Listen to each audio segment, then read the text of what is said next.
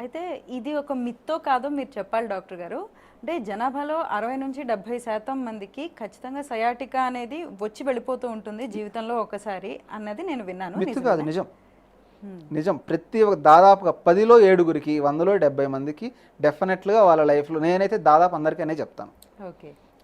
హిడెన్గా వచ్చి వెళ్ళిపోయేది. ఇప్పుడు సపోజ్ చాలా మంది నడు నొప్పి అని వదిలేస్తుంటారు కొన్నిసార్లు సయాటికా అయి ఉండొచ్చు, కానీ ఆటోమేటిక్గా తగ్గిపోవచ్చు. అది 6 monthsకో 1 yearకో ఆటోమేటిక్గా వచ్చి తగ్గిపోయే అవకాశం కూడా ఉంటుంది వాళ్ళకి. ఇట్లా వెళ్తూ ఉంటుంది. ఓకే.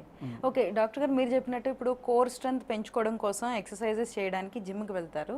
సో జిమ్లో కూడా ఏదన్నా తప్పుగా ఎక్సర్సైజ్ చేస్తే అప్పుడు కూడా నార్మల్లీ సయాటికా పెరిగే అవకాశం ఉంటుందా? సయాటికా పెరిగే అవకాశం కాదు, చాలాసార్లు అని చెప్పలేండి, కానీ సర్టెన్ పర్సంటేజ్ ఆఫ్ ది పాపులేషన్లో జిమ్ మూల కారణం కూడా. జిమ్ చేయడం ఒకటే కాదు, జిమ్ను తప్పుగా చేయడం మిస్టేక్. అంటే సరైన గైడెన్స్ లేకుండా, ప్రాపర్ ట్రైనర్ లేకుండా చాలామంది పేషెంట్స్ నా దగ్గరకు, యంగ్ పాపులేషన్ ముఖ్యంగా 20 to 30 మధ్యలో వచ్చే వాళ్ళల్లో జిమ్ స్టార్ట్ చేసిన వాళ్ళు చాలామంది ఉంటారు. ఏమిటి అంటే డెడ్ లిఫ్ట్స్ చేస్తుంటారు, కింద నుంచి బరువులు మోయడం ఎక్సెట్రా ఏవైతే ఉంటాయో. ఇప్పుడు వాళ్ళ ట్రైనర్ వాళ్ళకి చెప్తాడు ఏమిటి, నడుము బెల్ట్ కట్టుకోవాలి, ఆ వెయిట్ లిఫ్ట్ చేసేటప్పుడు నడుము బెల్ట్ పెట్టుకోవాలి, కింద నుంచి ఈ యాంగిల్లో లేపాలి. కాదు, యంగ్ బ్లడ్ ఒకటి ఉంటుందిగా, జోష్లో బాగా త్వరగా కండలు పెంచేద్దాం, ఫిట్ అయిపోదాం అన్న దీంట్లో వాళ్ళు చేసే కొన్ని మిస్టేక్స్ వాళ్ళని డ్యామేజ్ గురి చేస్తాయి.